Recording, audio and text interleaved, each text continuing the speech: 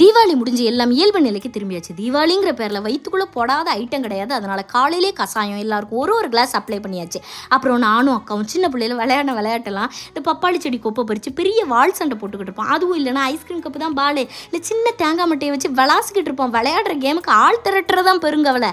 ஆனால் இப்போ இருக்க பிள்ளைங்களுக்கு மோட்டார் ஸ்கில்ஸ், பிரெயின் ஸ்கில்ஸ்ன்னு சொல்லி எல்லாம் உட்காந்துட்டே விளையாடுற மாதிரி எவ்வளோ கேம் வந்துட்டுல. அதெல்லாம் எப்படி விளையாடணுங்கிறதுக்கே தனி கிளாஸ் போக வேண்டியதாக இருக்குது. அதை உட்காந்து எல்லாம் செட் பண்ணிட்டு கடைசி விளையாடி பார்க்க நல்ல ஜாலியாக இருக்குது. அவனுக்கு இல்லை எங்களுக்கு. அப்புறம் சாயங்காலம் போல் மூளைக்கரப்பட்டியில் புதுசாக சந்தையெல்லாம் திறந்துருக்குன்னு சொன்னாங்க. அதனால் போய் பார்த்தே ஆகணும்னு போய் போகிற வழியில் இருக்க ஃபுட் கோர்ட்டில் ஸ்டாப் பண்ணி முட்டை போண்டாலாம் சாப்பிட்டு தெம்பாக போனேன்.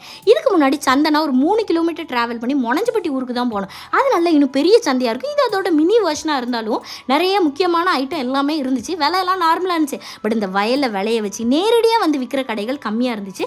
அவங்களும் அதிகமாக முன்னாடி வந்து விற்றாங்கன்னா இன்னும் நல்லா இருக்கும்னு தோணுச்சு. ஆனால் சந்தையில் காய்கறி 1000 ரூபாய்க்கு பர்ச்சேஸ் பண்ணிட்டு வந்த கும்பல் நாங்களாக தான் இருப்போம்.